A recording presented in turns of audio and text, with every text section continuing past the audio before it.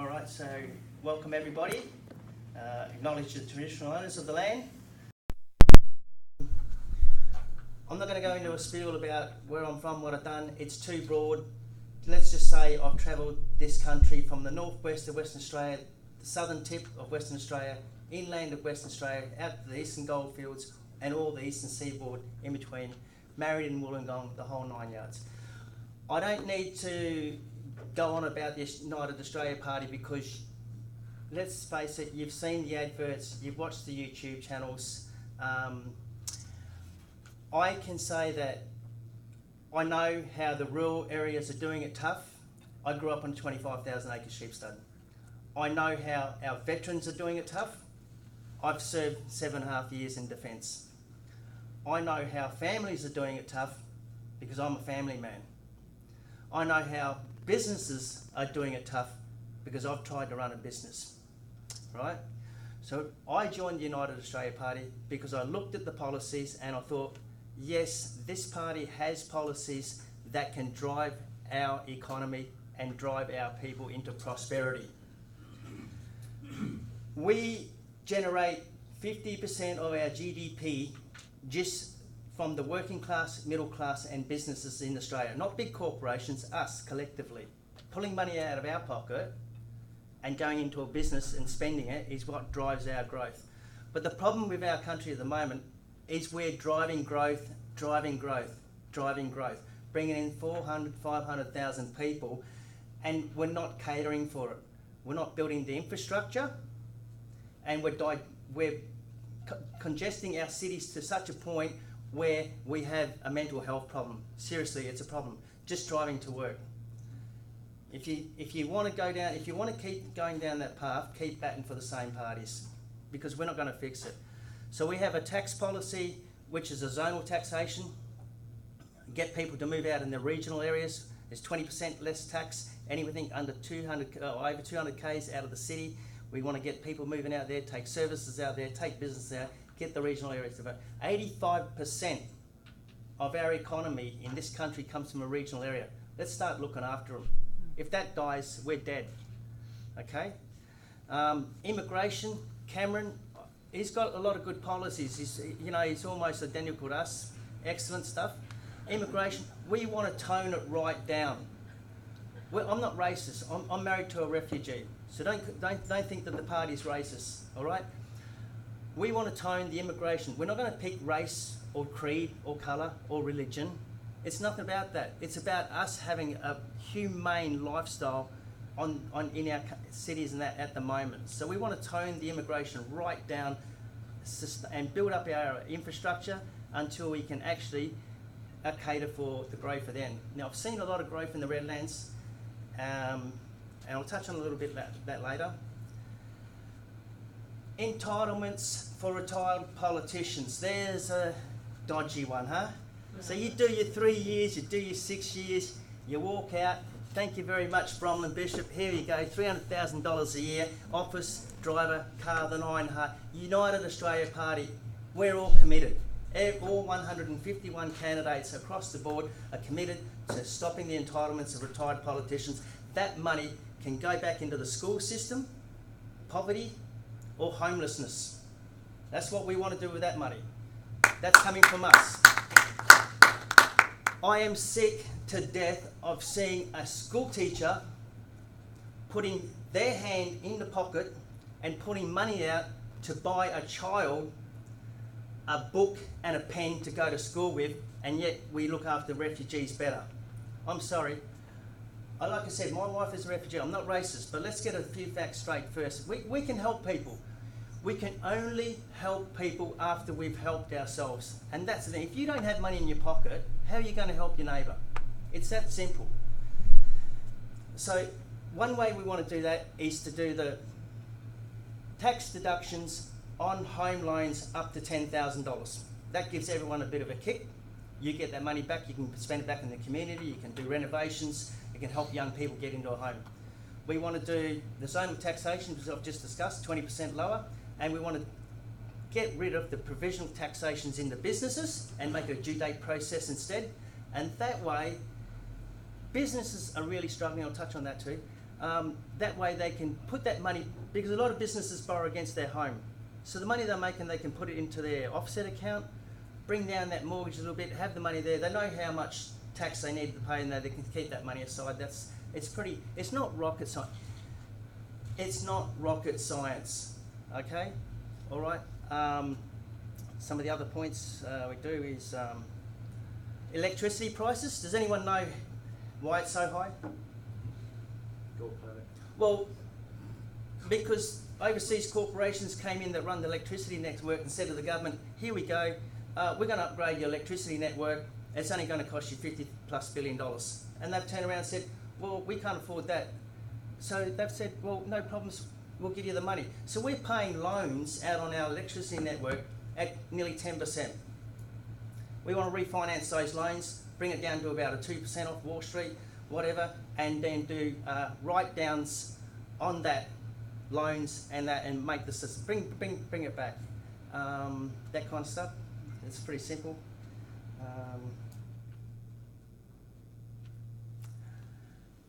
Mineral processing, Cameron's touched on it.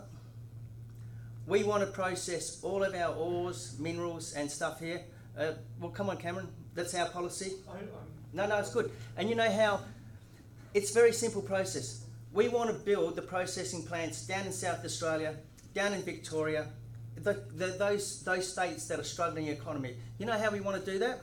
$2+ trillion tied up in superannuation that we pump the money out overseas into Europe, China, Japan, into America, bring that money back, build the processing plants, the super funds get the processing money back on that, and everyone benefits. All the fund holders, instead of pulling 5%, 6%, well, I'll pull 13 because I'm in an industry fund, but yeah, so get into an industry fund, get out of the banks, get out of the AMPs and all that, get into an industry fund, you'll be better off, and then put that money, and then the people can benefit from that. The $75 electricity payout that the government gave you, what a rort, right over rort. You know, how's that going to help you 2 months down the track when you've still got no money in your pocket? Okay?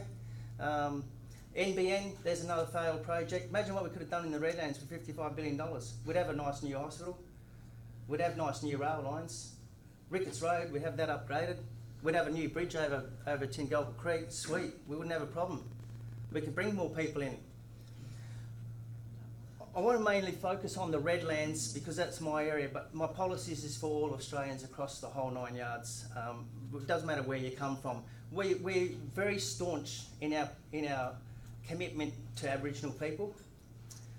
1 in 5 deaths in Aboriginal, we can do better than that. I've got Aboriginal friends, we can do much better than that. What's the point of us looking after people overseas when we can't even look after our own communities here? Unacceptable, you know. I left Sydney to move up here because I was living in a 430 square metre house with a 10 metre frontage, 2-bedroom, family of 4, 6 it was with the elder kids now. We're in there. Everyone had 3 cars. Every house down that street had 3 cars. 1, 2. You drive down your street, you could not park a car. You struggled. And yet I come to the Redlands and I go down to the shoreline or down to Mount Cotton out here, and there is 400 square metre blocks right through the whole area. And the green space that they put in, straight down the water courses. That's really smart thinking. So there's the future slums, people. Unbelievable. I left it in Sydney, come up here, and then I see it straight again. Just a wrong... we can do better. We get people moving out of the regional areas. We get people moving out of the regional, take the services out there, move out there. We digest the city living. We all have a bit of build up the infrastructure, and we can do that with our policies, right? There's not much more I can say on that. You know all the policies. You've seen the adverts. They come at you thick and fast. If you turn Channel 7 on in the morning,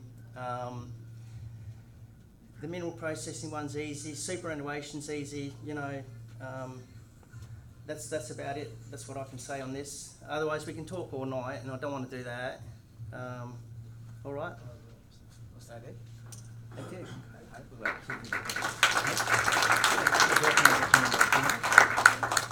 Okay. Just off the cuff, make a bit of a comment about Toondle. I'm still researching it. I'm still looking into it.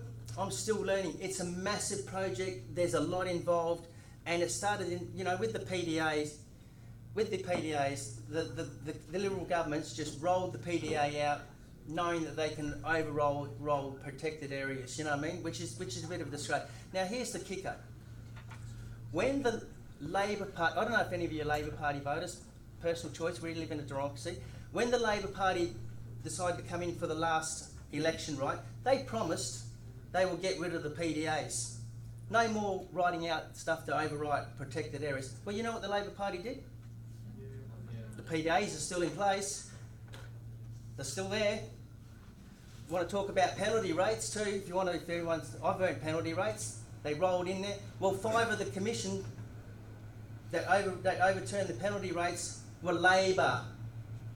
Okay, so you want to back from them. So back on Toondah Harbour, I've met with the LNP. I've met with the Liberal Party. I've met with Walker Group. I've done a walkthrough of the site. We've looked at the site. We've done some costings on the site. They haven't done the core drilling to bedrock. They don't even know where it is. We're looking at what 80 million tonnes of materials coming in. That's 20 million truckloads of 40 tonne semi-trailer. I know. I do logistics. I move 1,400 trucks a day, 60, 70, 40-foot containers out on rail. I know what it's like. That's a lot of movements coming through the Cleveland area. So I'm not overly over the developments, and it's a really nice development. I just think it's in the wrong area. And if we put that, you can go, look, you can shake your head, but you can go to Hong Kong, anywhere. You can go to Singapore, you can go up the coast, you can go to the Gold Coast. Those big developments in there, whether it fits the Gold Coast, like I said, it's a great development on paper, but the area for it, not. I don't think it's a good area for it. Raby Bay, they come in, dredged it all out, and they killed off our tiger prawns. That was a tiger prawn breeding area. They killed it off. We don't have tiger prawns in the Bay Area. I can go still throw a net for banana prawns, but tiger prawns, no. So there's a lot of people are backing it. People are not backing it. Everyone's against it. We don't know what to do. Everyone doesn't know. Canberra doesn't know what to do with it. I reckon we should have maybe an independent community inquiry into it. Get a massive community group together and have that going on that. Maybe that's the solution. I don't have the answers for it. I can't sign off on it. I can oppose it, but it's not going to stop it because I'm not in power. I'm not in Canberra to say this can't work. I'm only a candidate for the party. I don't have power. Even if I went to Canberra as me, just for the United Australia Party, as one sitting MP, I could oppose it for my electorate, but overall, on the development side of it, I can't oppose it. I'm not going to head to head with all them down in Canberra. I'll get turfed out. I'll end up down to Fraser Anning, maybe. So, all right. Any other questions? No, sir. All right. Is there another question or two? Yeah. Hang on. Can I just? I've served 7.5 years in defence and other industries. I'm a little bit deaf, so if you want to ask me a question, can you just speak up a little bit because. I can speak up, ex-school teacher, it's fine. Yeah, we're all getting old. Yeah. Given the general lack of trust in politicians now... I still can't hear you, sorry. Yes. Given the general lack of trust in politicians and political parties now, and given your leader's past history, why would we trust the United... Trust me? Not you, the party. I don't trust any... You're just one person. Really, that's, yeah. With all due respect, that's not a lot. But why would we trust the party?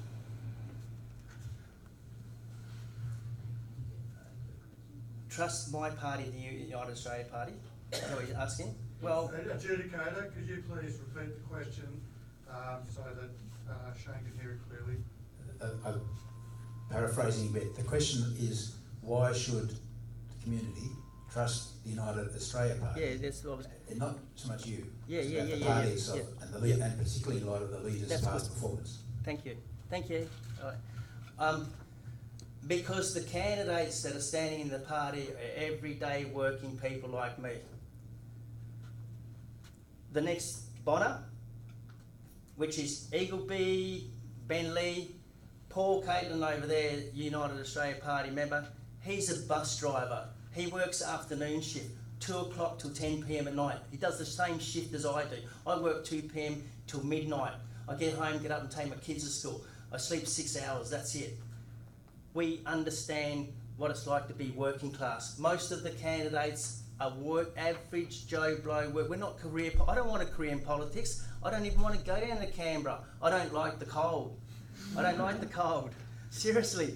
But I can't turn the TV on anymore on question time at 1 o'clock in the afternoon just before I go to work to watch this while I make my lunch and see the politicians backstabbing, nitpicking each other and absolutely doing nothing for this country. That is not, we can do better than that.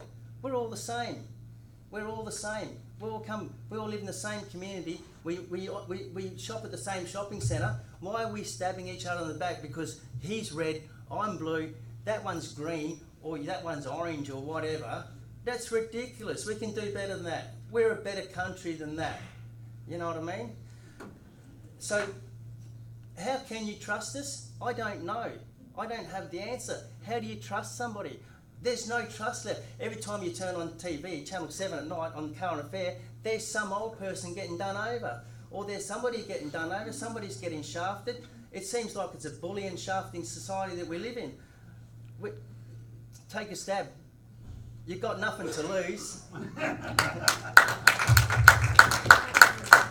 Any other quick question before we move on? Damien? It's coming. I've just got a quick one, Shan, with you being a veteran. How are your views about how people who've served treated in Australia? The what? What are your views on how people who have served in the military after their career, how they're treated in Australia? When I get on the sites and I see another brother committed suicide, it hurts me. It really hurts me. You know, in my time we lost three boys, and the way I see, I just don't think we're getting a good deal. When you put a uniform on and you go serve, you don't ask questions. You're not doing it because you want to be a hero or you love guns. That's not what you do it for. You do it because you love your fellow man. You love your kids, you love your wife, you love the people around you, and you love your communities, and you go off and protect that. But lately I've been thinking that maybe we got it all wrong. We shouldn't be sending guys over to